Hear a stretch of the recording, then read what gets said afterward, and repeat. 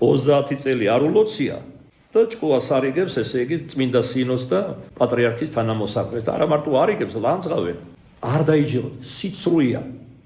უკუღმა განმარტავს სახარებას. ყველგან, სადაც ლაპარაკობს, აბსოლუტურად.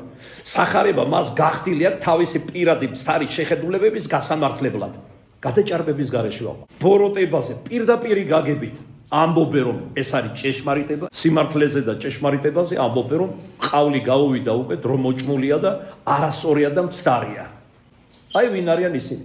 ისინი არის ეშმაკის მსახურები, პირდაპირი გაგებით, გადატანით არ ვამბობ.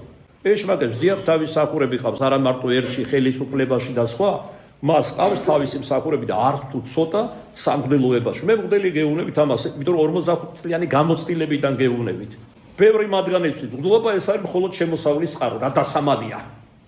მაგრამ დადგება დრო, ეგრეთ წოდებული როის ურბნისი აქაც იქნება ღვთისმადლით.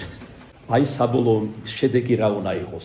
ავნოს არა კონკრეტულად რომელიმე მიტროპოლის თუ მღვდელთავარს, არამედ ავნოს საზოგადოდ ჩვენს ეხს და რო კითხო, ესე იგი განმანთავისუფლებლები არიან. ბოროტის მიერ შეკრებილების საზიანოდ ეკლესიის. იმიტომ რომ თუ ეკლესიას პატრიარქს და სხვა ავტორიტეტი დაეკარგება, მიიღამოვა ურწმუნოთაგან ან მერყევთაგან ტაძარს და ვინ იფიქრებს სულის ხონებაზე და განმტკიცებაზე სარწმუნოებაში.